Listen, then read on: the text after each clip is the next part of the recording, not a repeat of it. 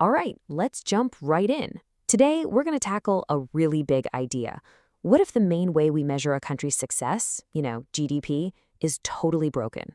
And what if there's a replacement, a whole new operating system for civilization called global resource management, just waiting in the wings? Let's get into it. It sounds like a simple question, right? But the answer literally shapes everything, from government policy to where big money gets invested. For decades, the one and only answer has been gross domestic product, GDP. But as you're about to see, relying on GDP alone is kind of like trying to fly a rocket ship with nothing but a speedometer. And here's the bottom line. GDP only measures economic activity. It doesn't care one bit if that activity is building a new school or cleaning up a massive oil spill. It just counts the dollars. It totally, completely ignores the actual health and resilience of the systems that keep us alive. Our environment, our society, our infrastructure. Seriously, think of that car speedometer. It tells you how fast you're going, sure, but it tells you nothing about how much gas is in the tank or if the engine's on fire. And that gets us right to the core of the problem. In a world with fragile supply chains, resources getting scarcer, and ecological tipping points, just looking at the speedometer isn't just unhelpful, it's dangerous. And this is where it gets really crazy. GDP doesn't just ignore these things. In some cases, it actually rewards their destruction. Think about it. The economy grows when you chop down a forest for a quick profit or burn a ton of fossil fuels. All the while, you're draining your savings account of natural resources and racking up massive long-term risks. It just fails to measure what we actually need to survive and thrive. So if GDP is basically outdated software, what's the upgrade? Well, the proposal we're digging into today is a complete system overhaul. It's called Global Resource Management, or GRM for short. Now, you gotta understand, GRM isn't just another environmental policy.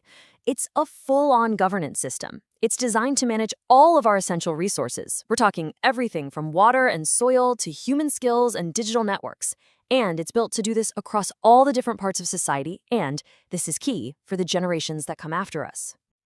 And this really sums it up. GRM is being put forward as the fundamental architecture to replace GDP. It's not some little patch or an add-on. It's a total replacement, built from the ground up to measure what actually creates real long-term value and performance for a nation. So what does this new operating system actually do? What does it manage? Well, it's organized around 5 core domains that basically cover the whole shebang, the full spectrum of resources a civilization really depends on. Let's break them down. First up, the absolute foundation, natural resources. This domain is all about tracking the health of our planet's life support systems. We're talking about the quality of our soil, the health of our fresh water, the stability of oceans and forests, and the availability of minerals we need for everything. These are the fundamental assets our entire economy is built on.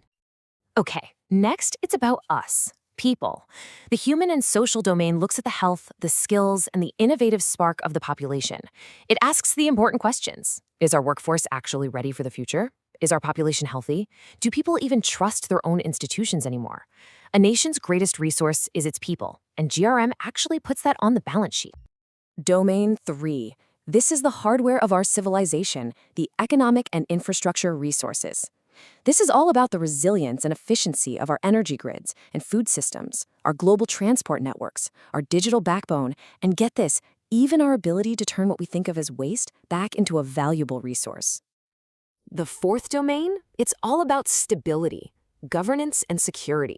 This measures a nation's ability to keep things running smoothly, to uphold the rule of law, and to be ready for disasters. Because let's be real, without competent institutions, all those other resources are constantly at risk.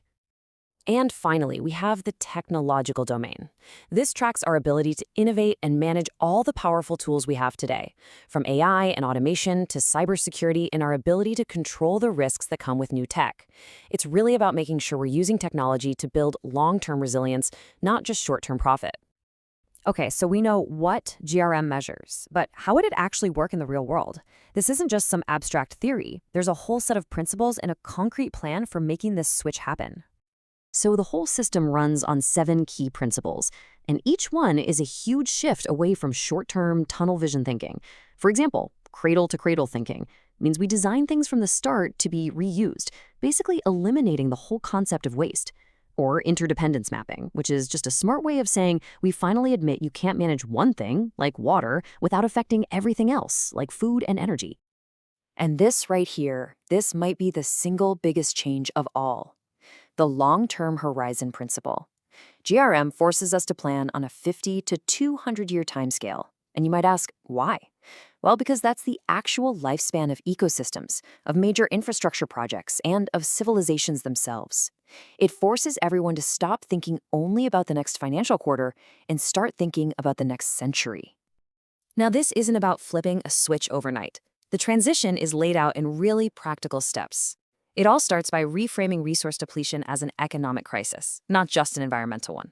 Then, countries would actually build national resource accounts, a true balance sheet of what they own. The idea is to roll this out locally first, and then, and this is so important, publish an annual GRM report right next to the GDP report. That way, everyone can compare them, and slowly, the focus will shift. So what are these national resource accounts anyway? Just think of them as a true national balance sheet. Instead of only tracking money, a country creates these digital accounts for its real assets: water, soil, energy, forests. And it starts measuring the stuff that actually matters, like how fast are we replenishing our water, or how much risk are our forests facing. It's a real inventory of a nation's true wealth. And when you put all of this together, what you get is a completely new scoreboard for what it means to be a successful nation. A scoreboard that measures what is actually essential for our long-term prosperity, and even our survival. This new scoreboard is built on metrics that matter. We finally move from just measuring frantic activity to measuring the health of our resources, our ability to regenerate them, and our capacity to handle shocks when they come. This is the dashboard you'd actually want for a 21st century civilization.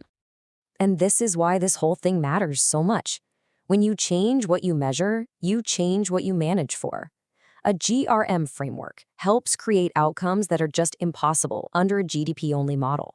It can make economies more resilient, it reduces the reasons countries fight over scarce resources, and for the very first time, it makes a vague goal like sustainability something you can actually measure and do something about.